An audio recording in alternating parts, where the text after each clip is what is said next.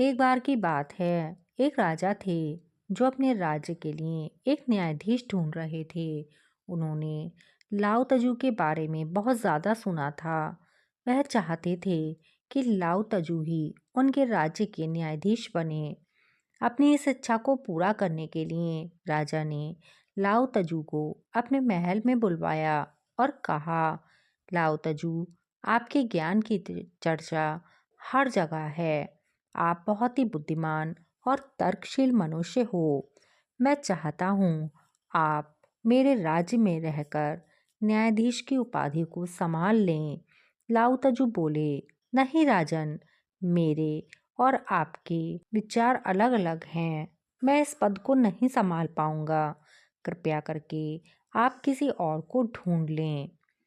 राजा बोले, आप यह क्या कह रहे हो? आप तो इतने बड़े दार्शनिक और विचारक हो। आपसे ज़्यादा बेहतर और कोई नहीं हो सकता इस राज्य में न्यायाधीश बनने के लिए। इसलिए मेरी विनती को मान लें। न्यायाधीश बनने के लिए हाँ कर दें। लाओ तजू राजा की बात को मान गए और न्यायाधीश के पद पर आसीन हो गए।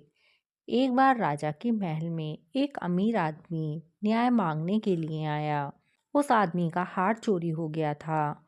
उसकी एक ही बेटी थी जो बाग में ऐसे ही खेल रही थी। खेलते खेलते उसके सोने का हार बाग में ही गिर गया और उसे पता ही नहीं चला। एक पंछी ने हार को चोंच में दबाकर एक पेड़ पर टांग दिया। एक गरीब व्यक्ति था जो उन्हीं के घर में काम किया करता था। गरीब आदमी पेड़ पर टंगे हार को देखकर सोचने लगा, मैं कितना गरीब हूँ, मुझे इस हार की आवश्यकता है। क्यों ना मैं इस हार को ले लूँ।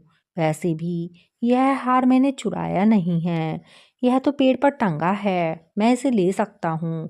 कई दिन बीत गए, लेकिन अमीर आदमी को पता नहीं चला कि उसकी बेटी के गले से हार गायब है। काफ़ी दिनों बाद जब उसे पता चला कि उसकी बेटी का हार चोरी हो गया है, तो उन्होंने चोर को खोज निकाला।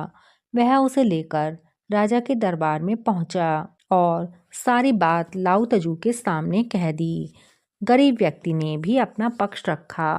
लाओ तजू बोले, मुझे लगता है अमीर व्यक्ति को 50 कोड़े पड़ने चाहिए और गरीब आदमी को अमीर आदमी की संपत्ति का 10% देना चाहिए।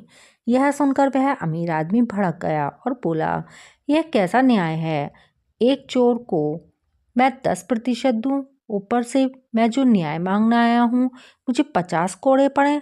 अमीर व्यक्ति ने राजा की तरफ देखते हुए कहा, राजा, मैं आपके न्याय से सहमत नहीं हूँ। आप ही मुझे बताएं, ये कैसा न्याय है? राजा को भी लाओ तजू की बात समझ नहीं आ रही थी। राजा ने बड़ी विनम्रता से कहा, लाओ तजू, मैं आपसे यह पूछना चाहता हूँ कि आपके न्याय का क्या आधार है? क्या सोचकर आप ऐसा कह रहे हैं? लाओ तजू बोले, पहली बात तो इस अमीर आदमी के पास इतनी संपत्ति क्यों है कि इसे अपने सोने के हार तक खोने की सुध नहीं है। इसे कई दिनों बाद पता चला है कि इसका हार खो गया। इससे पता चलता है कि इसके पास पैसों की कमी नहीं है, इसलिए इसे पैसों की कदर भी नहीं है। दूसरा, यह अमीर आदमी इस गरीब आदमी को सजा दिलवाने के लिए लाया है, जो बिल्कुल भी ठीक नहीं है। इसलिए मुआवजे के तौर पर इन्हें इस व्यक्ति को अपनी संपत्ति का 10% देना चाहिए, क्योंकि यह करने से इस व्यक्ति की आर्थिक मदद होगी। अमीर व्यक्ति पर ऐसा बहुत सा धन पड़ा है जिनका वह उपयोग भी नहीं करता, लेकिन उसके मन में यह धारणा है वह उसके पास होना ज़रूरी है। बस यही सोचकर मैंने अपना फैसला सुनाया है। लाओ तजू की बात सुनकर राजा बोले, आप एक महान दार्शनिक और विचारक हैं, लेकिन मेरे राज्य में आपका यह न्याय किसी भी तरीके से तर्कसंगत नहीं लगता। इसलिए मैं चाहता हूँ कि आप इस न्याय की गद्दी को छोड़ दें। लाओ तजू बोले, मैंने तो पहले ही कहा था मुझे न्यायाधीश नहीं बनना है। इस दुनिया के झूठ के आगे सच हमेशा कहीं ना कहीं दबा ही रहता है। जो व्यक्ति इस सच को साफ साफ देख लेता है वह दुनिया की व्यवस्था के काबिल नहीं है। यह कहकर लाउ तजु ने राजा का महल छोड़ दिया और वह अपनी यात्रा पर आगे निकल गए। इस कहानी से हमें शिक्षा मिलती है कि हम भी अपने जीवन में अपने लिए बिल्कुल सही और सच्चे रास्ते चुनते हैं, लेकिन दुनिया के झूठ, कपट और छल के आगे हम अपनी सच्चाई को ढक देते हैं। इसलिए अपनी सही विचारधारा को कभी भी किसी झूठ के आगे गिरने मत देना, क्योंकि सच आपको हल्का बनाएगा और झूठ आपको जटिल बना देगा। इसलिए हमेशा सच के साथ चलो।